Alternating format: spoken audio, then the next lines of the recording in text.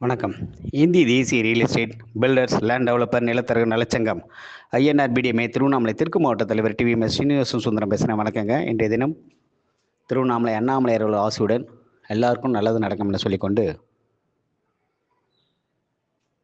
ஒரு transport office ஒவ்வொரு ஊர்லேயும் ஒவ்வொரு லாரிகள் அங்கங்கே நிற்கும். அந்த லாரிகளுடைய சூழ்நிலைகள் என்னென்னா, ஒரு இடத்துல லோடு ஏற்றும் போது அந்த இடத்துல லோடு இறக்கிட்டு உடனே அதை எதனா ஃபுல் பண்ணிட்டு வரணும். ஓனர்ன்றவர் அதுடைய கண்டிஷனில் தான் எல்லாம் செய்வாங்க.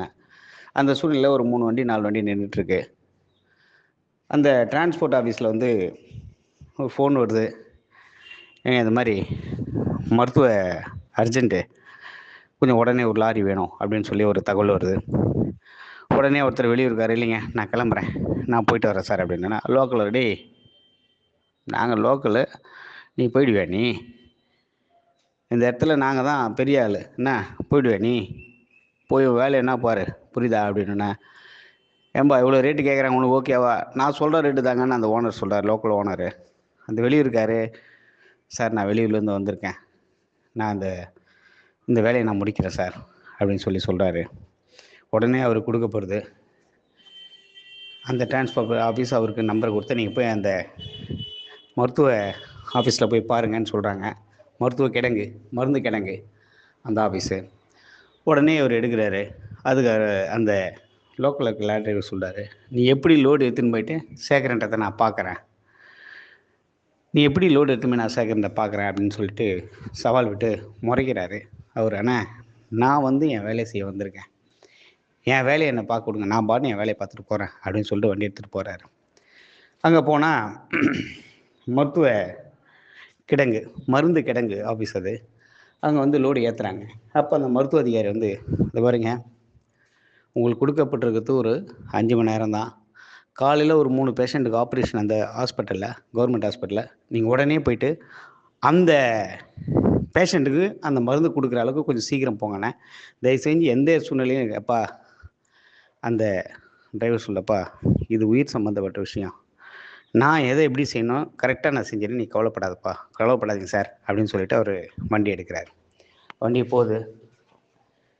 வண்டி போயிட்டே இருக்கிற பட்சத்தில் இந்த ஆப்போசிட்டில் ஒருத்தர் சொன்னார் இல்லையா, நீ எப்படி வண்டி ஓட்டுற, எப்படி லோடு எடுத்துகிட்டு போகிறேன்னு பார்க்குறேன்னே. அவர் என்ன பண்ணுறாரு, கல் விட்டு அடிக்கிறார், ஆள் விட்டு. அந்த கல் அடிக்குது. முகத்தில் அடித்தவனும் வலி தாங்கலை அவருக்கு. அப்போது வலி தாங்க முடியாமல் கத்திட்டு, சரி நம்ம குடும்பம் இருக்குது, நம்மளை நம்பி ஒரு பொருளை ஒப்படைச்சிருக்காங்க, இந்த மருந்து எத்தனை கரெக்டான நேரத்தில் சேர்க்கணும், நம்ம கடமையை கரெக்டாக செய்யணும், பரவாயில்ல வலியை தாங்கிட்டு கூட அவங்க சொன்ன வார்த்தை, அந்த மருத்துவ அதிகாரி சொன்னது வார்த்தையை மனசில் நினச்சிக்கிட்டு மறுபடியும் அந்த வலியோடு வண்டி எடுக்கிறார். வண்டி எடுக்கும்போது பார்த்தீங்கன்னா, வேணும்னு ஒருத்தர் குறுக்கில் வண்டி இவங்க ஆளை விடுறாங்க. விட்ட உடனே அப்போது இவர் சேர்த்து, ஆனால் இதுக்கு உயிர் சம்மந்தப்பட்ட விஷயம், நான் என் வேலையை செய்கிறேன், என்ன எதுக்கு தேவையில்லாமல் பின்னாடி எங்களை தொல்லை கொடுக்குறீங்க, நான் என் வேலையை பார்க்குறேன் அப்படின்னு சொல்லிட்டு மறுபடியும் வண்டி எடுத்துகிட்டு போகிறாரு. இப்படி போகிற இடத்துல ஒரு இடத்துல போராட்டம் நடக்குது. அங்கே அந்த போராட்டம் நடக்கிற இடத்துல கூட இறங்கி, ஐயா இது ஒரு உயிர் சம்மந்தப்பட்ட விஷயம், அர்ஜென்ட்டு நான் போனோன்னே அந்த போராட்டக்காரங்க வழி விட்டு அந்த வண்டி அனுப்புகிறாங்க. ஒவ்வொரு இடமா போராடி கஷ்டப்பட்டு அந்த உயிரை காப்பாற்றுறதுக்காக அந்த இடத்த அடைகிறார், மருத்துவமனையை அடைஞ்சு. அந்த மருந்து பெட்டிகளை இறக்கிறதுக்கு அந்த டைமில் ஆள் இல்லை, ஒரு குறிப்பிட்ட ஆளுங்க மட்டும் இருந்த சூழ்நிலையில் இவர் ஹெல்ப் பண்ணுறார். ஹெல்ப் பண்ணி அந்த உயிரை காப்பாற்றுறதுக்காக அந்த மருந்து பெட்டிங்கெலாம் கொடுக்கும்போது கரெக்டான நேரத்தில் அந்த 3 ஆப்ரேஷனுக்கு உண்டான உயிருக்கு உண்டான ஆப்ரேஷன் டைமில் கரெக்டாக அந்த மருந்து போய் அங்கே சேருது. அங்கே இருக்கிற ஒரு மருத்துவ அதிகாரி சொல்கிறார், ஏங்க ரொம்ப நன்றி, கரெக்டான நேரத்தில் வந்தீங்க, ரொம்ப நன்றிங்க. என்ன இங்கே அடிபட்டுங்க? அதெல்லாம் ஒன்றும் இல்லை சார், மனுஷனாக பிறந்து ஒரு வேலை செய்யும்போது எல்லா தடங்களும் வரதான் செய்யும், என்ன பண்ணுறதுங்க, எல்லாத்தையும் சந்தித்து தான் ஆகணும் அப்படின்ட்டு அதுக்கு ஃபஸ்ட் எய்டு போட்டுட்டு வண்டி எடுத்துகிட்டு கிளம்பும்போது சொல்கிறாரு, எனக்கு கொடுத்த வேலையை நான் கரெக்டாக செஞ்சேன், எனக்கு உண்டான வேலைகள் செய்யும், என்னை சுற்றி வர எல்லா பிரச்சனைகளும் வந்து தான் இருக்கும், நம்ம பின்னாடி குத்துறவங்க குத்தின்னு தான் இருப்பாங்க, நம்மளை அவதூறு பேசுகிறவங்க பேசின்னு தான் இருப்பாங்க, நம்மளுடைய வேலையை நம்ம கரெக்டாக செஞ்சுட்டு போவோம், இவங்களுடைய காலம் இப்படி தான் ஓடும், ஆனால் கடைசி வரையும் இவங்க இப்படி தான் இருப்பாங்க, பண்ணி போகிறாங்க, எல்லாத்துக்கும் மேலே கடவுள் ஒருத்தருக்கிறான்னு சொல்லிட்டு அந்த டிரைவர் வண்டி எடுத்துகிட்டு போகிறார். இது எதுக்கு சொல்ல வரேன்னா, ஒரு தலைவன் பார்த்திங்கன்னா தனக்கு கொடுத்த ஒரு வேலை, ஒரு தலைவன் ஒரு பொறுப்புன்னு வந்த பிறகு, அந்த தலைவர் என்ன பண்ணுவார்ன்னா, தான் வேலைய பார்க்கறது மட்டும் தான் போவார்.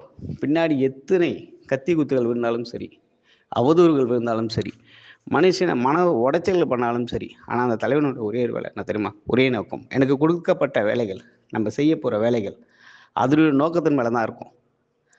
வலி இருக்கும். ரொம்ப வலி குடுப்பாங்க கூட இருக்கிறவங்களே. நல்லவங்க மாரி நடிப்பாங்க. நெறைய வலி குடுப்பாங்க. நெறைய அவதூறு பேச்சுகள் பேசுறாங்க. இப்பயும் நடக்குது. எல்லாத்தையும் தாங்கிட்டு நாங்க அடுத்தது நம்ப ஒரு ஒரு சம ஒரு ஒரு சங்கத்துக்கு உண்டான வேலைகள செய்யணும்னா, எல்லாத்தையும் தாங்கிட்டு தான் போறோம். ஒரு ஒரு காலகட்டத்தில கூட இருக்கிறவங்களே நம்மள குத்துறாங்க. தெரியல. அப்படின்னும்போது, சிரிச்ச முகத்தோட நம்ம ஒரு தலைவனா இருக்கும்போது, சிரிச்ச முகத்தோட அடுத்த நிலைக்கு முன்னுக்கு வரதுக்கு உண்டான வேலைய மட்டும் தான் செய்யணும். அப்படின்னு தான் நாங்க செஞ்சுட்டுருக்கோம் இன்னி வரையும். எல்லாமே சகஜமாயி போச்சு இப்போ. ஏன்னா, அவதூறுகளும், பேச்சுக்களும், பின்புற பேச்சுக்களும், எவ்வளோ விஷயங்கள். அதெல்லாம் பார்த்துட்டு, நடக்காத விஷயங்கள் நடக்குதுன்னு சொல்லி காட்டி, எப்படி எப்படியோ என்னென்னவோ பண்றாங்க. அப்படி இருந்தும் எடுத்த பொறுப்புகளை கரெக்ட்டா நாங்க செஞ்சு முடிக்கிறோம். அதுபோல தான் ஒரு தலைவன் என்னைக்குமே இருப்பார் என்று சொல்லிக்கொண்டு, தலைவன் என்பவர் வந்து சாதாரணமான ஆளு கிடையாது. எல்லா வலிகளையும் தாங்கக்கூடிய இடத்துல இருக்கிறோம். எவ்வளோ பிரச்சனைகள் வந்தாலும் எல்லா இடத்தையும் தாங்கக்கூடிய சக்தியில அந்த இடத்துல இருக்கிறோம். எதனா ஒரு குறை சொல்லவே மாட்டாங்க. குறை சொல்லாத வாயும் கிடையாதுன்ற மாரி, எல்லாத்தையும் பார்த்துன்னு தான் இருக்கோங்க. அதனால ஒரு கடமை, ஒரு செயல்பாடுகள் கையில எடுத்த பிறகு, நம்மள சுத்தி பல நச்சுக்கள் இருக்க தான் செய்யும். அந்த நச்சு பாம்புகளை தூக்கி தூரமா போட்டுட்டு, நம்ம ஒதுங்கி நம்ம வேலைகளை பார்ப்போம்னு சொல்லிக்கொண்டு உரையை முடித்துக் கொள்கிறேன். நன்றி, வணக்கம்.